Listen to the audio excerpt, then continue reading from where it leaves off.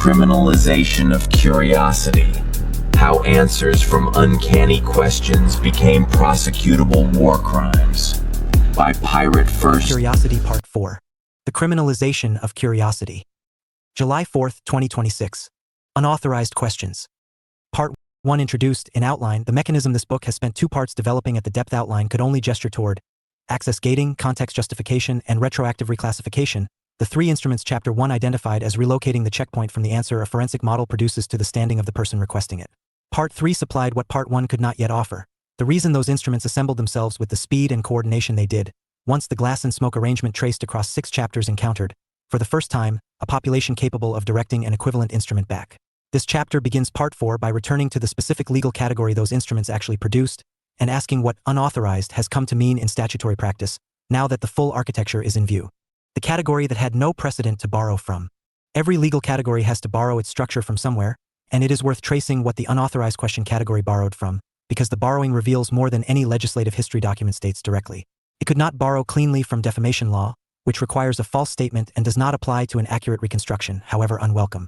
It could not borrow cleanly from trade secret law, which Chapter 14 of this book identified as protecting an institution's own proprietary methods, not the population's ability to ask about outcomes those methods produced using records the institution was independently required to generate.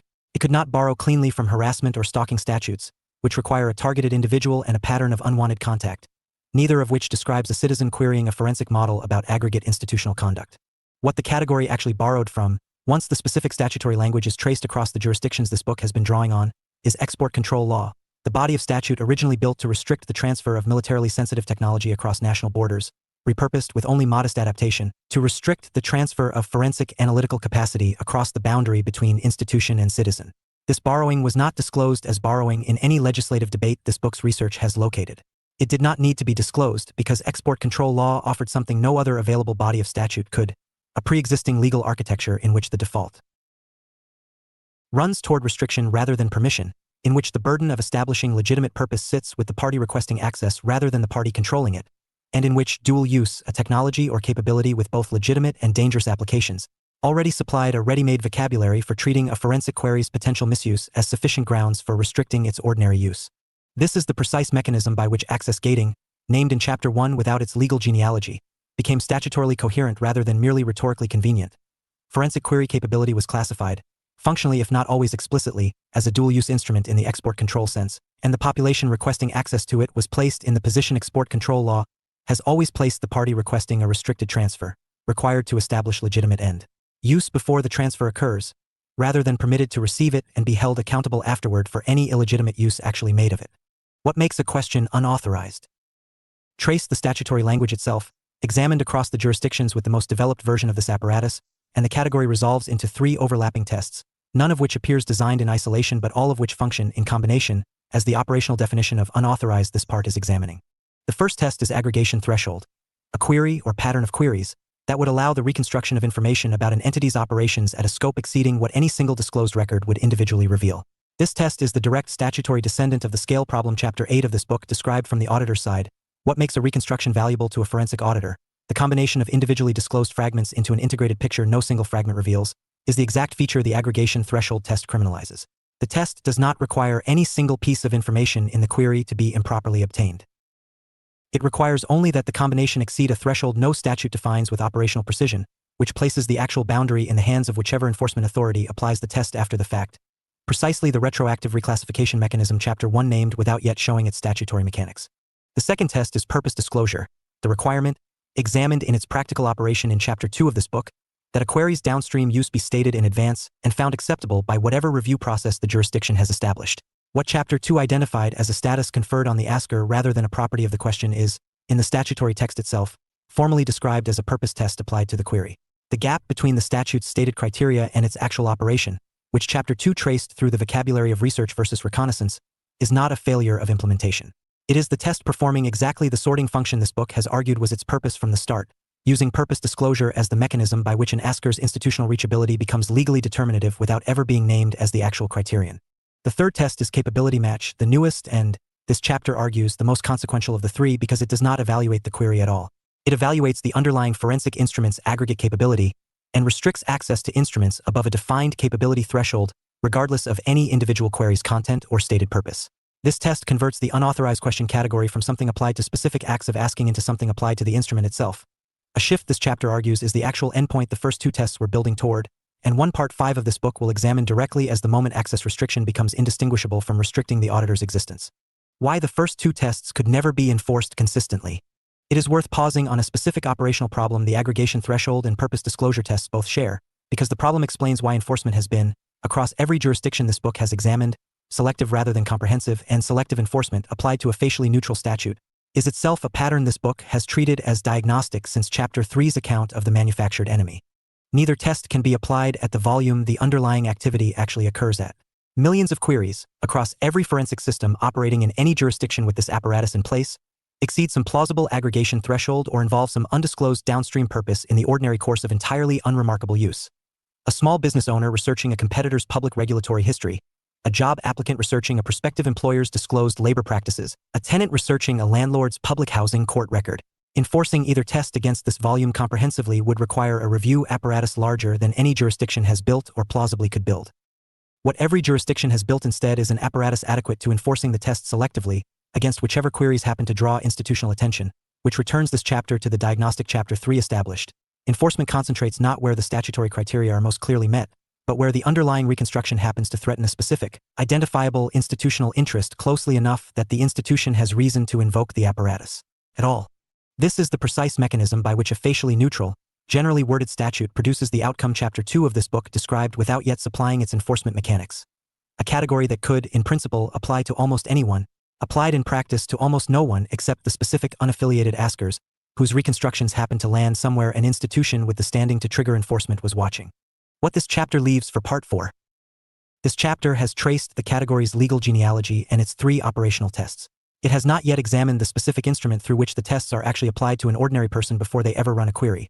The credentialing and permission apparatus this book's remaining Part 4 chapters call, respectively, curiosity licenses and audit permits, and the specific professional populations, examined in the chapters after that, who have found themselves on the receiving end of an enforcement apparatus originally justified, in every legislative record this book has consulted, as protection against a much narrower and much more genuinely dangerous category of misuse than the one it has actually been used against. Chapter 19 turns to the first of those instruments directly, the curiosity license, and what it means for a jurisdiction to require, as a precondition for asking a forensic model a question about public institutional conduct, exactly the kind of prior authorization this book's opening chapter identified as having no precedent anywhere in the history of a citizen's relationship to a fact already sitting, however distributed, in the public record. Curiosity licenses. Chapter 18 closed on the specific instrument through which the three statutory tests it traced are applied to an ordinary person before they ever run a query. This chapter examines that instrument directly, the curiosity license, and the particular legal achievement it represents. The first credentialing regime in the history this book has traced that governs not what a person may do with an answer, but whether a person may ask a question at all. What a license ordinarily governs. It is worth stating the ordinary case before examining its inversion, because the inversion is easy to miss if the ordinary case is not held clearly in view first. Licensing regimes across every domain under duress traced and every domain this book has examined since have historically governed the exercise of a capability whose misuse carries a specific, demonstrable risk to third parties who did not consent to bear it, the practice of medicine, the operation of heavy machinery, the provision of legal representation. The license is not, in any of these cases, a barrier to knowledge. It is a barrier to action taken on the basis of knowledge, applied because the action itself, performed incompetently or in bad faith, produces harm independent of whether the actor understood what they were doing. A curiosity license, as the term has come to be used across the jurisdictions this part is examining, governs something categorically different, and the difference is the entire argument of this chapter. It does not license the use of a forensic reconstruction, publishing it, acting on it, presenting it as the basis for a legal claim, each of which remains in every jurisdiction this book has examined, governed by the ordinary bodies of law that have always applied to defamation, fraud, and professional misconduct.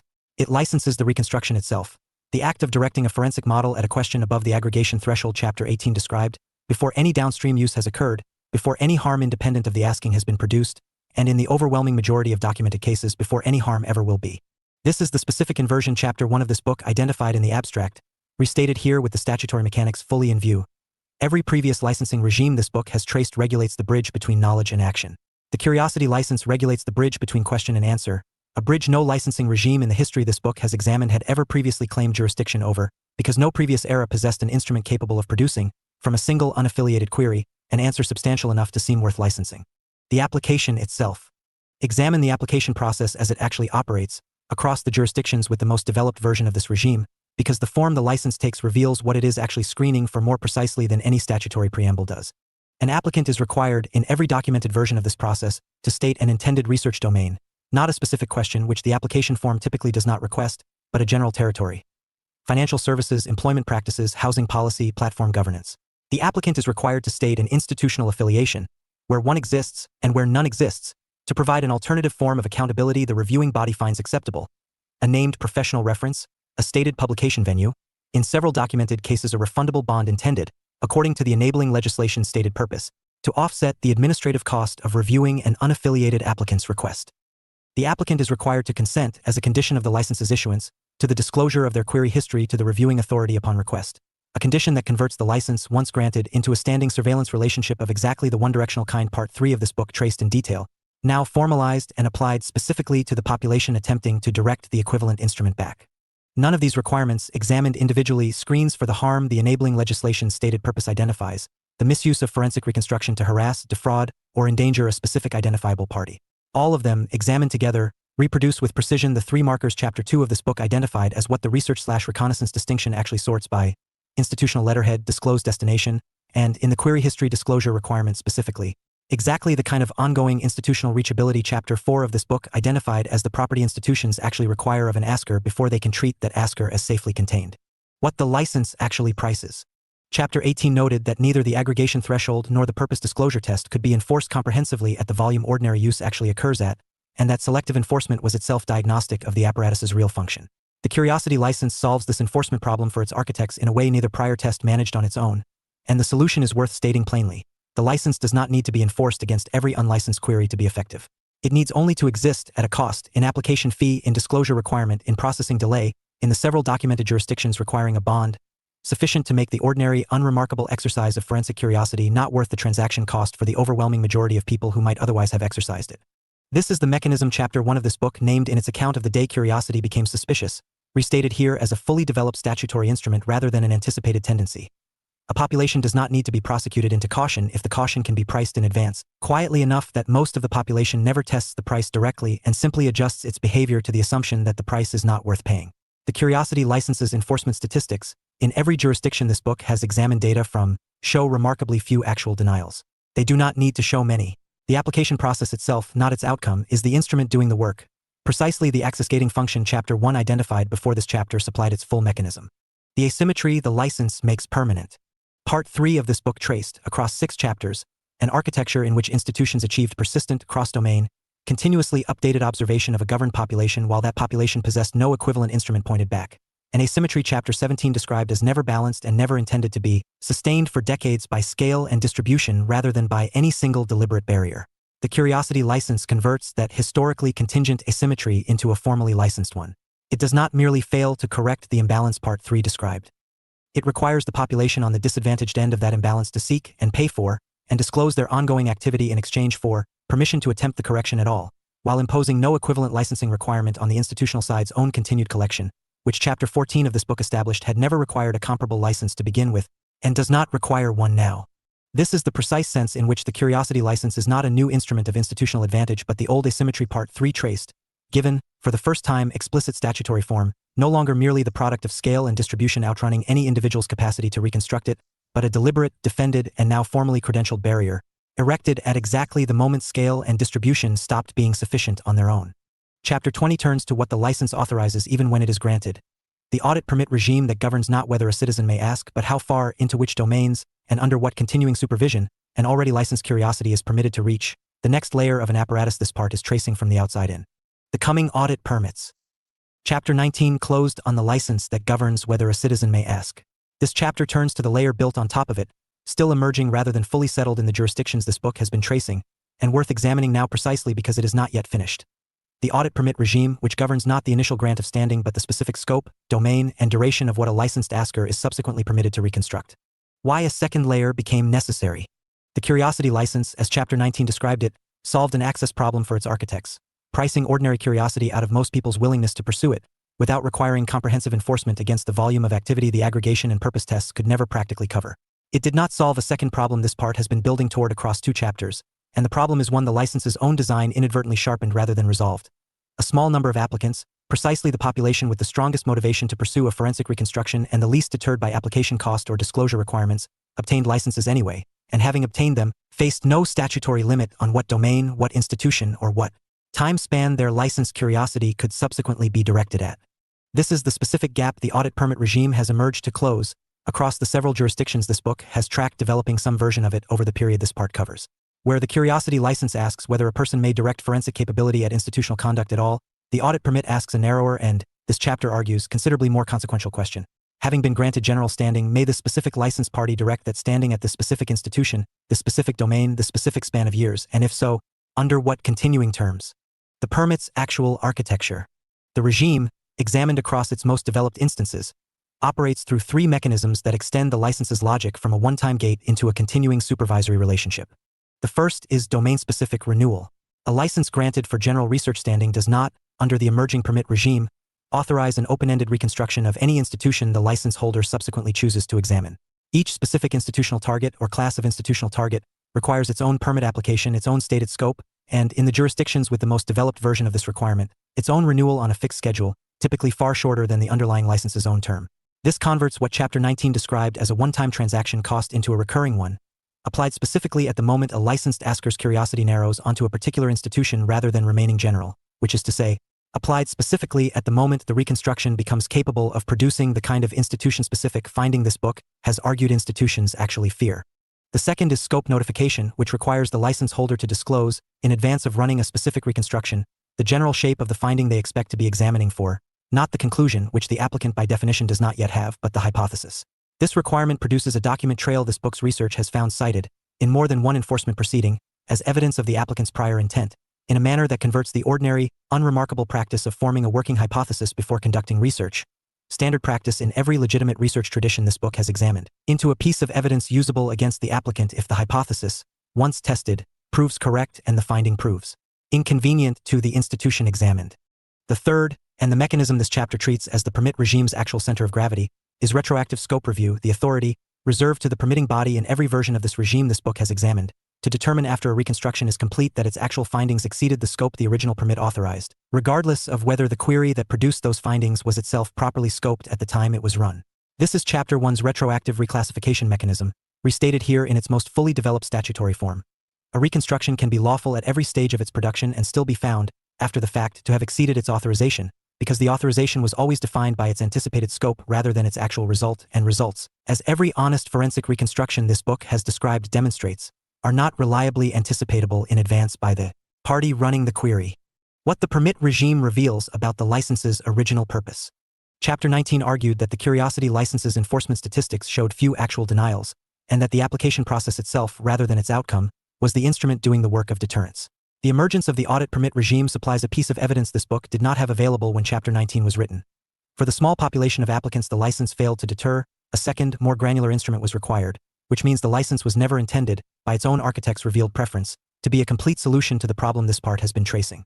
It was intended to filter volume, leaving a permit regime to handle the residual population whose motivation the license's transaction costs could not price out. This two-layer structure, a broad, low-friction filter followed by a narrow, high-friction supervisory regime applied only to whoever the first filter fails to deter, is not a novel institutional design. It is the same structure under duress traced across several of the credentialing architectures examined in that book's earlier parts, adapted here to a new domain. A general barrier calibrated to discourage the population whose exit cost from simply not bothering is low, paired with a more intensive, individually tailored barrier reserved for the population whose motivation survives the general barrier and who therefore, by the same logic Chapter 3 of this book applied to the manufactured enemy, are treated as requiring more direct and more continuous management precisely because they have demonstrated they cannot be deterred by cost alone. What is still unsettled? This chapter has described the permit regime as still emerging rather than fully settled, and that qualification matters for what this book can honestly claim. The domain-specific renewal and scope notification mechanisms are, at the time of this writing, established practice in the jurisdictions with the most developed version of this apparatus. The retroactive scope review authority remains contested, challenged, in at least the cases this book's research has been able to track, on grounds that a standard defined only after the fact cannot function as a standard at all, and that a permit regime reserving the authority to redefine its own scope retroactively has abandoned the basic due process requirement that a person be able to know, in advance, what conduct is and is not permitted before they are held accountable for it. Whether that challenge succeeds is not a question this book can answer with confidence, because it has not yet been resolved in the jurisdictions where it has been raised. What this chapter can state with more confidence is the trajectory the challenge is responding to.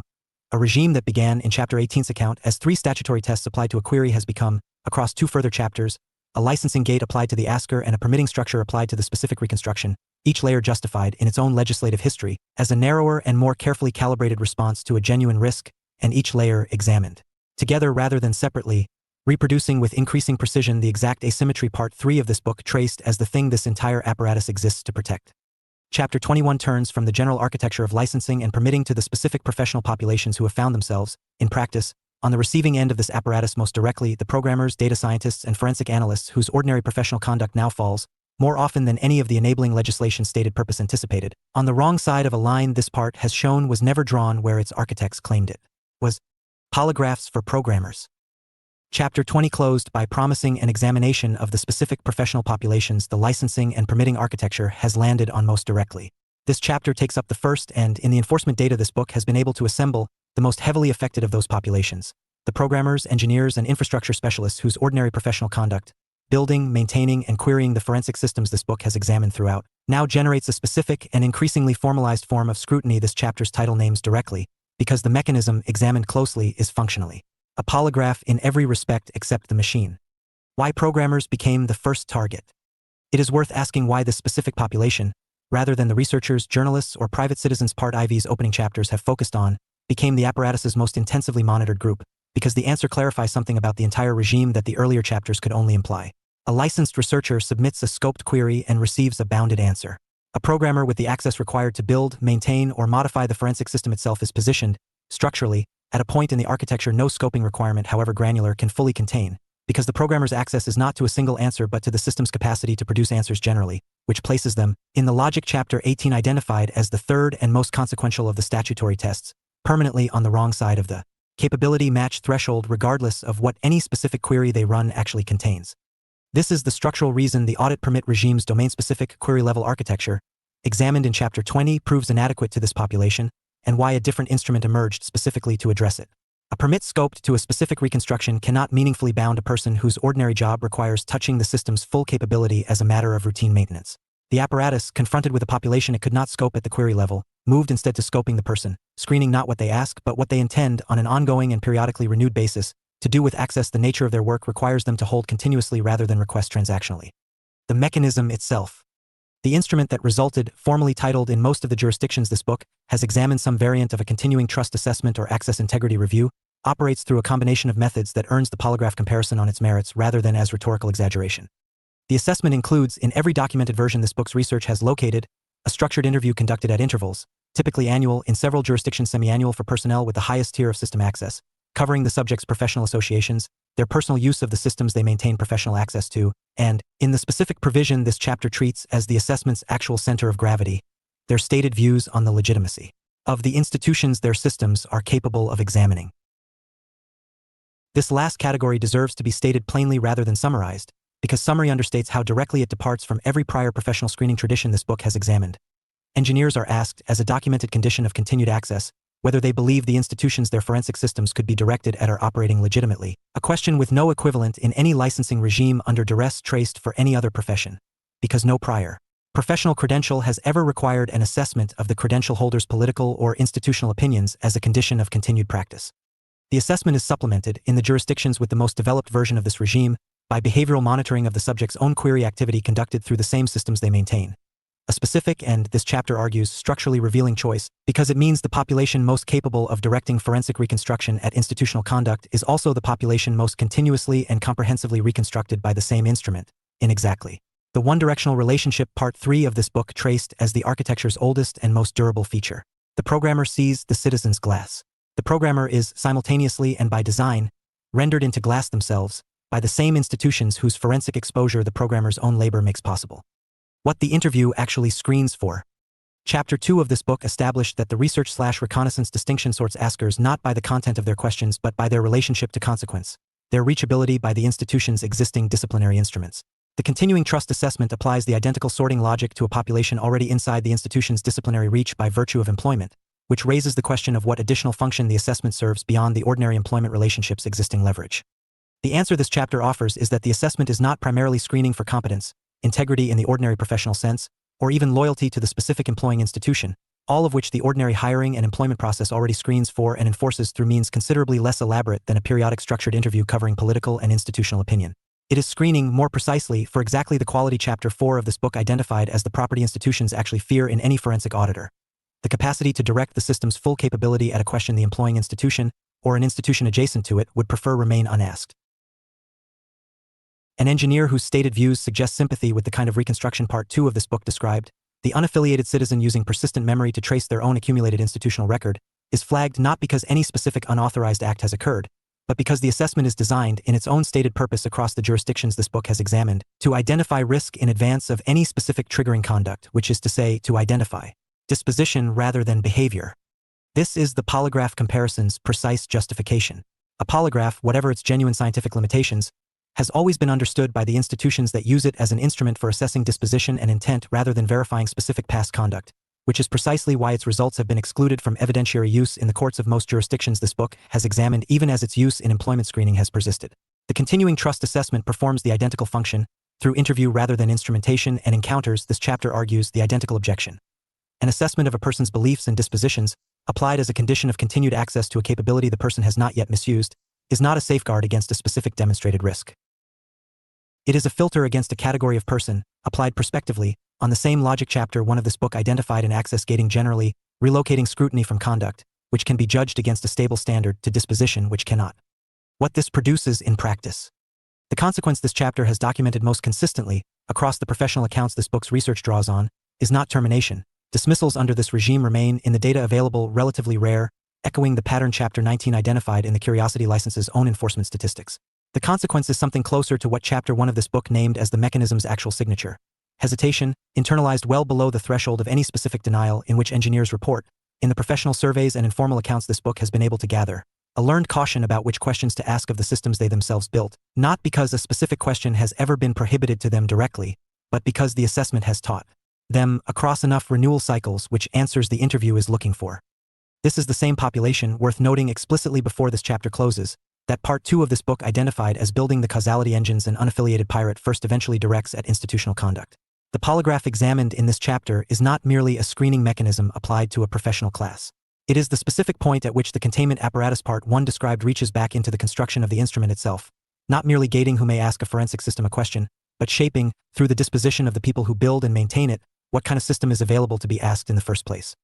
Chapter 22 turns to a closely related population whose treatment under this apparatus has developed distinct enough features to warrant its own examination. The data scientists and analysts whose work, unlike the programmer's system-level access, consists specifically of the pattern recognition this book's Part 2 described as the auditor's defining capability, and the emerging body of enforcement this part calls, in its next chapter's title, Thought Crimes for Data Scientists. Thought Crimes for Data Scientists. Chapter 21 closed on a population whose access is structural. Engineers screened for disposition because their system-level access could not be scoped at the query level. This chapter turns to a population screened for a different and, this book will argue, more directly troubling reason. Not because their access is unbounded, but because their actual professional skill is the specific capability Part 2 of this book identified as the auditor's defining feature, exercised by a human mind rather than delegated entirely to the forensic system itself. Where Chapter 21 examined access control applied to the builders of the instrument, this chapter examines something closer to its title's claim. Enforcement applied not to what a data scientist did, but to what the apparatus has inferred, from their own analytical habits, that they were capable of concluding. Why pattern recognition became suspect on its own. A programmer's risk, as Chapter 21 described it, is access, the capacity to direct a system's full capability at an unauthorized question. A data scientist's risk, examined through the enforcement record this chapter draws on, is something the statutory apparatus has struggled to define with equivalent precision, because it does not consist of access to a restricted system at all. It consists of the capacity to notice, in data any employer has legitimately assigned them to examine, a pattern that data was never intended to reveal, the exact cross-domain correlation Chapter 8 of this book identified as a causality engine's core operation, performed here not by a forensic model directed by an unaffiliated citizen, but by a credentialed analyst performing entirely authorized work, who happens, in the ordinary course of that work, to notice something the employer, commissioning the analysis, did not anticipate and would not have welcomed. This is the specific category this chapter's title names, and the label is not exaggeration once the enforcement record is examined closely. In each of the documented cases this book's research has been able to assemble, the analyst in question performed no unauthorized query, accessed no restricted system, and violated no explicit scope limitation of the kind Chapter 20 described the audit permit regime imposing on licensed researchers.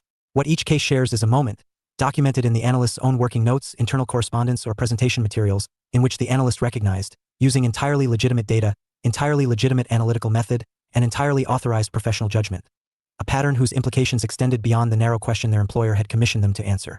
The subsequent enforcement action, in every case this book has reviewed, did not target the analysis actually performed.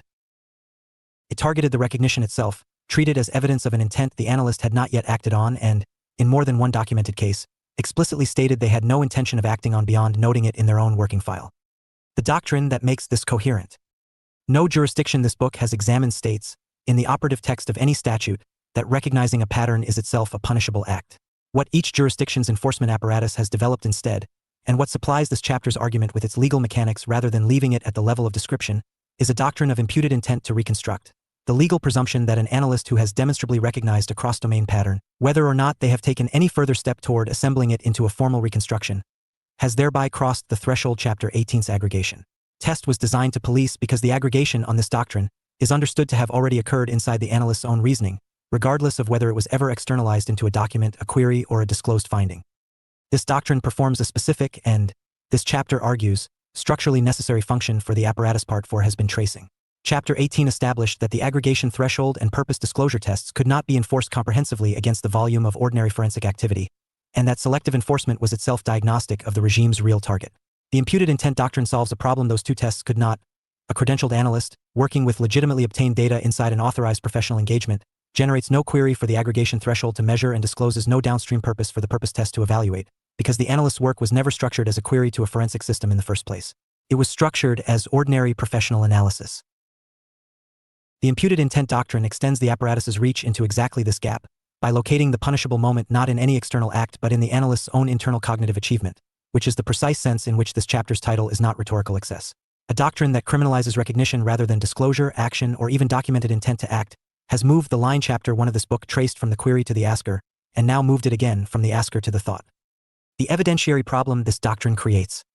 A doctrine that punishes recognition faces an evidentiary difficulty no doctrine punishing conduct has to solve, and it is worth examining how the enforcement apparatus has resolved it, because the resolution reveals the doctrine's actual mechanics more clearly than its stated justification does. Recognition, unlike a query or a disclosed finding, leaves no reliable external trace unless the analyst chooses to record it, which means the doctrine, applied consistently, would seem to depend entirely on evidence the analyst voluntarily generated, in working notes, draft presentations, or informal correspondence, documenting their own reasoning process as they arrived at it. This is, in fact, precisely the evidentiary basis every documented case this book has reviewed has relied on, and the discovery has produced, across the professional accounts this book's research draws on, a specific and measurable change in how data scientists across the affected jurisdictions now document their own work. Analysts report, with a consistency this chapter treats as significant, a learned practice of truncating their own working notes, omitting from any written record the specific moment a cross-domain implication became apparent to them, and confining formal documentation strictly to the narrow question the engagement was commissioned to answer, regardless of what broader pattern the underlying analysis may have also revealed. This is Chapter 1's hesitation mechanism, examined here in its most internally corrosive form. Not merely a population declining to ask a further question, but a population learning to actively suppress the documentation of its own legitimate professional insight, specifically because that documentation has become the evidentiary basis for a doctrine that treats the insight itself as the offense. What this doctrine actually protects. Apply the diagnostic this book has used consistently since Chapter 3. The intensity and specificity of an enforcement mechanism tracks not the danger it claims to address, but the size of the vulnerability it is positioned to protect. A doctrine narrow enough to require actual disclosure or actual downstream use before triggering enforcement would leave untouched exactly the population Chapter 21 identified as structurally unbound by query-level scoping, the credentialed professional whose legitimate work routinely touches the cross-domain territory this book's Part 2 described as an auditor's defining capability. The imputed intent doctrine closes that gap specifically, which means its actual function, examined against what it protects rather than what it claims to prevent, is not the prevention of unauthorized reconstruction. It is the prevention of authorized professionals recognizing, in the ordinary course of authorized work, exactly the pattern this book has argued the entire apparatus was built to keep unrecognized. Chapter 23 turns to the broadest and, this part's title suggests, the most encompassing extension of this same logic felony pattern recognition, examined not as a doctrine applied to a specific credentialed profession, but as the general statutory category into which this chapter's imputed intent standard has begun to expand, and what it means for a legal system to have arrived, across 5 chapters of incremental extension, at treating the recognition of a pattern as an offense, independent of any profession, any credential, or any system access at all.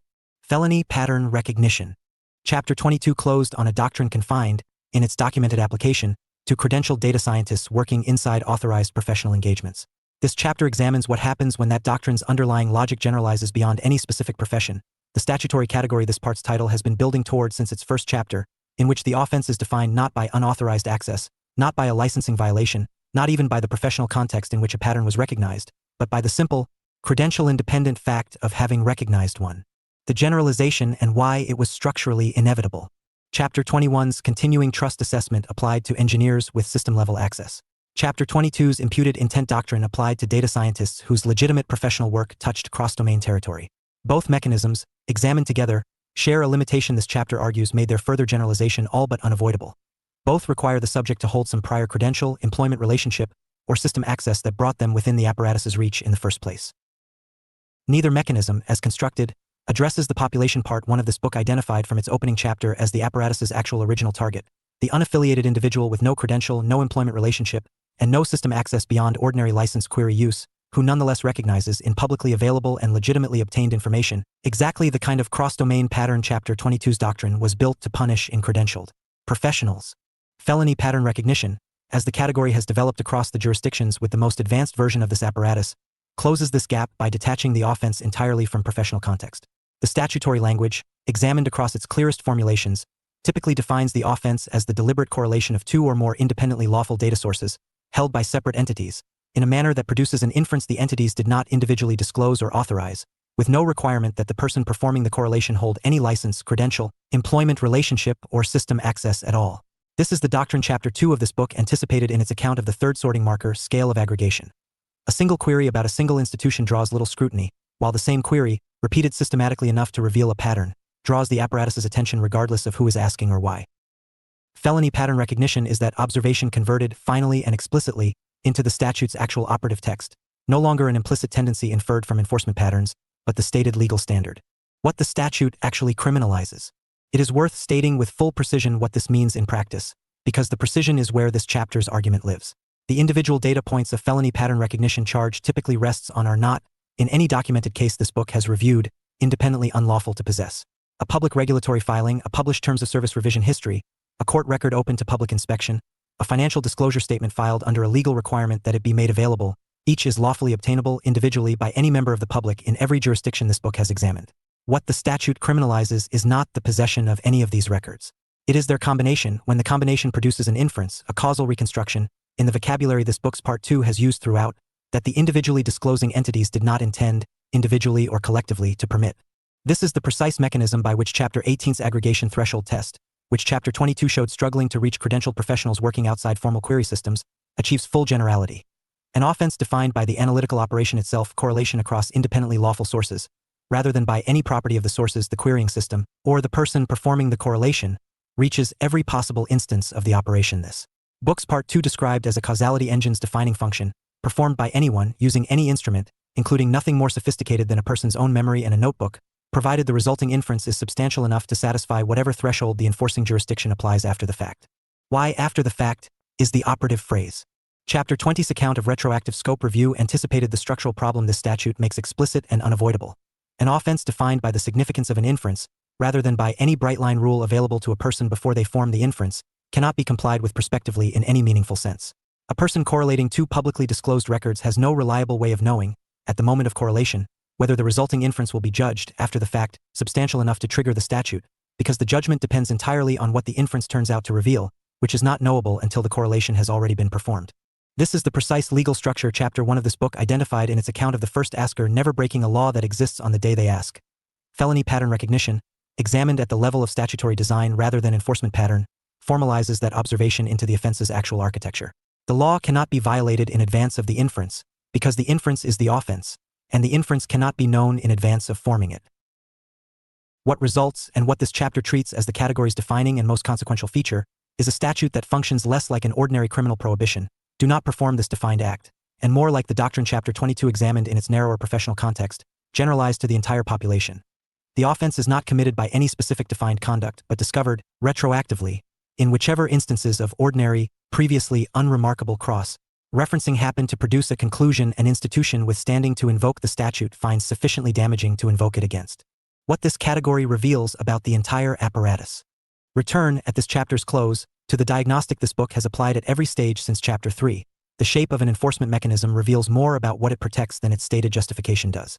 A statute that could, in principle, be violated by any person correlating any two lawfully obtained records, which is to say, by an activity indistinguishable from ordinary literacy applied to public information, the exact activity Chapter 5 of this book placed inside a lineage running back through Freedom of Information statutes to the licensing of the printing press itself, is not, examined honestly, a statute calibrated to a specific, demonstrable harm. It is a statute calibrated to preserve, against a population now capable of performing it without any credential, employment relationship, or system access at all, the exact asymmetry Part 3 of this book traced across 6 chapters as the thing every prior instrument in this apparatus was built to protect. Felony pattern recognition is, in this sense, this part's argument arriving at its most exposed and most legally unstable form, a category so broad in principle that its actual operation depends entirely on selective, after-the-fact invocation, and so difficult to defend on its stated terms that this book's next and closing chapter in Part 4 turns to the specific rhetorical move required to make invoking it, against the specific and most consequential case this apparatus has produced, sound reasonable rather than what Chapter 1 first named it. The day asking why became indistinguishable. In the eyes of the law, this part has traced from its first statutory test to its most sweeping generalization, from an act of espionage against the very civilization the question was asked on behalf of. Chapter 24 closes Part 4 by examining that case directly. When asking why becomes espionage. Chapter 23 closed on felony pattern recognition as this apparatus's most exposed and most legally unstable form, a category broad enough in principle to reach ordinary literacy applied to public information, defended in practice only through selective, after-the-fact invocation. This chapter closes Part 4 by examining what that invocation looks like in its most complete and most legally serious form, the specific statutory bridge by which a pattern recognition offense, developed across 5 chapters as a matter of licensing, permitting, and professional screening, is converted into something charged and prosecuted under the vocabulary of national security. Composite rather than singular, the case this chapter examines draws on the documented shape of enforcement actions across several jurisdictions this book has tracked, because the pattern is more instructive than any single instance of it. The bridge from pattern to espionage. Espionage statutes in every jurisdiction this book has examined were drafted against a specific historical paradigm this book's earlier chapters have not yet needed to name directly, the transfer of classified or restricted information to a foreign or hostile party, undertaken with intent to harm the disclosing party's security interests. The paradigm assumes 3 elements: information the state has affirmatively restricted, a transfer across a boundary the state has designated as adversarial, and an intent to damage rather than merely to understand. The case this chapter examines meets none of these elements in the form the statute's original drafters plainly intended, and every one of them in the form 5 chapters of incremental statutory extension have made available. The information involved was not classified. It was the same distributed set of public regulatory filings, disclosed terms of service revisions, and court records Chapter 23 identified as individually lawful to possess. The transfer was not across a national boundary to a hostile foreign party. It was publication, by the individual who performed the correlation, of the resulting reconstruction to an ordinary domestic readership. The intent was not to damage a security interest. It was, in every account this book's research has been able to assemble from the case's own record, to answer a specific and unremarkable question about why a specific population's credential costs, employment outcomes, and housing terms had moved together in a pattern the individual noticed and wanted to understand. What converted this activity into a charge carrying espionage-adjacent statutory weight was not any of the 3 traditional elements. It was the aggregation threshold Chapter 18 described, combined with the felony pattern recognition standard Chapter 23 traced to its full generality, applied to a reconstruction whose findings, once assembled, implicated an institution large enough and interconnected enough with regulatory and security-adjacent state functions that the enabling statute's definition of sensitive infrastructure, originally drafted to cover power grids, water systems, and defense contractors, was successfully argued in the proceeding this book's research has tracked to extend to the institution's own data infrastructure as well. The individual had not accessed that infrastructure. They had reconstructed, from public records, a pattern the infrastructure's operation produced. The statute, as applied, did not distinguish between the two. Why this extension was the apparatus's destination rather than an aberration. It would understate this part's argument to treat this case as an overreach isolated from the pattern the preceding chapters traced. Chapter 1 identified access gating as the relocation of scrutiny from answer to asker. Chapter 2 showed the research/reconnaissance distinction sorting askers by institutional reachability rather than by any property of the question itself. Chapter 18 traced the borrowing of export control laws restriction first default into a domain that had never previously operated under it. Chapter 20 and 22 showed the apparatus reaching, respectively, into continuous professional supervision and the criminalization of recognition itself, prior to any disclosure or act. Each extension, examined individually, was justified in its own legislative record as a narrow, carefully calibrated response to a specific documented risk. Examined together across 5 chapters, they describe a single continuous expansion of scrutiny from the answer, to the asker, to the asker's employment, to the asker's own cognition, to, in this chapter's case, the asker citizenship itself now treated as the final and most severe register available once every narrower instrument had already been exhausted. The espionage-adjacent charge is not, on this account, a different apparatus invoked in an unusual case. It is the same apparatus, applied at its outer statutory limit, against precisely the population Chapter 23 identified as the one every prior layer had failed to fully reach. An unaffiliated individual holding no credential Chapter 21's continuing trust assessment could screen, performing no formally scoped query Chapter 20's permit regime could bound, working entirely with legitimately obtained public information in a manner Chapter 19's licensing gate had failed to deter. Having exhausted every narrower instrument, the apparatus reached for the broadest vocabulary available to it.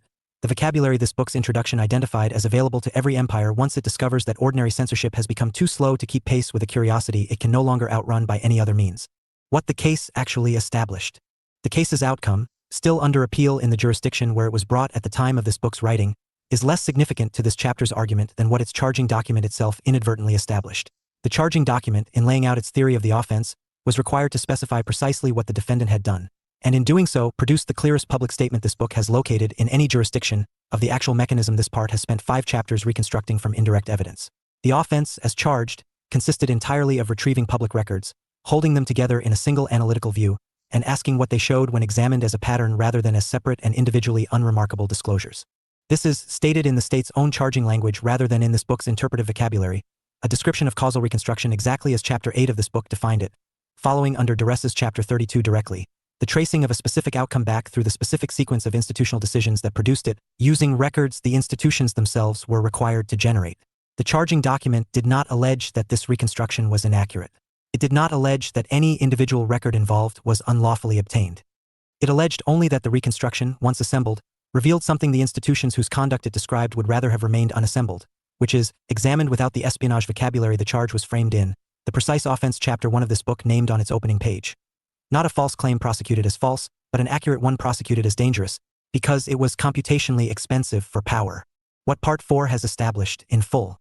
Part 4 opened with unauthorized questions and closes here, at the point where an unauthorized question, pursued far enough, becomes indistinguishable in law from treason against the civilization the question was asked in service of. 5 chapters have traced a single continuous mechanism: licensing, permitting, professional screening, the criminalization of recognition, and finally, at the apparatus's outer edge, the vocabulary of national security, each layer built to close whatever gap the previous layer left open, each justified in its own moment as narrow and proportionate, and each, examined together as this part has now done in full, reconstructing with escalating precision the exact asymmetry Part 3 traced. Across 6 chapters as the arrangement this entire apparatus exists to protect.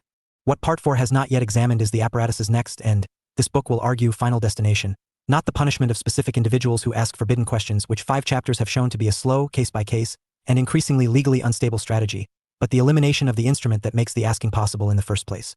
Part 5 turns to that destination directly. The war on forensic AI itself and the argument, advanced with increasing openness across the jurisdictions this book has been tracking, that the only durable solution to everything Part 4 has documented is not to license the asker, but to ensure that independent forensic intelligence of the kind Part 2 of this book described making any of this possible, is never permitted to exist unsupervised again. Thanks for reading MXTM's newsletter. Subscribe for free to receive new posts and support my work. Under duress, the covenant that never was. Under Duress Part 6. Cyberpunk becomes history. Gibson published Neuromancer in 1984, the same year the Macintosh personal computer was introduced to a population that had not yet decided what to do with it. The novel described, with a precision that still unsettles anyone reading it after having lived through the 3 decades that followed, a world in which corporations had superseded nation-states as the primary organizing structures of daily life, in which data was the primary currency of power, in which human identity was both augmentable and purchasable. Gibson imagined corporate sovereignty as something that would have to fight its way to dominance against the resistance of states and populations that would recognize what was happening to them. What actually happened was quieter, faster, and more complete than the war he imagined, because the population did not need to be defeated. It needed only to be given a license agreement to claim. The corporations of Gibson's imagined world do not govern through force in the manner of states examined in Part 3. They govern through infrastructure, through the ownership of the networks, the data architectures, the pharmacological systems, the financial rails, and the information environments within which the population's daily existence occurs. This distinction is crucial and is precisely the distinction Chapter 23 developed in naming the shift from state authority to platform authority. A governing power that controls infrastructure does not need to prohibit anything. It only needs to make the infrastructure necessary enough, and alternatives scarce enough, that the population never develops the occasion to formally refuse. In Chapter 2 identified as structural duress's advantage over explicit coercion. It leaves no locatable coercer, no single decision-maker who can be held accountable, no specific moment of imposition that can be named and contested. The sprawl's corporations do not need secret police. They need only the continued operation of the networks everyone depends on, governed by terms nobody was ever formally asked whether they agreed to, because the terms were simply the precondition for access and access was simply the precondition for participation in contemporary life. The most significant divergence between Gibson's imagined corporate future and the one that actually arrived is worth naming, because it is not a comforting divergence. Gibson imagined the transition as visibly violent, a world of razor girls, corporate extraction squads, and the open warfare between competing governance entities that one might expect from a genuine transfer of civilizational authority. The transition that actually occurred was almost entirely nonviolent, and the nonviolence was not a sign that the transition was less complete than Gibson imagined. Nowhere less whispers, no discord begging, no roadmap lies, no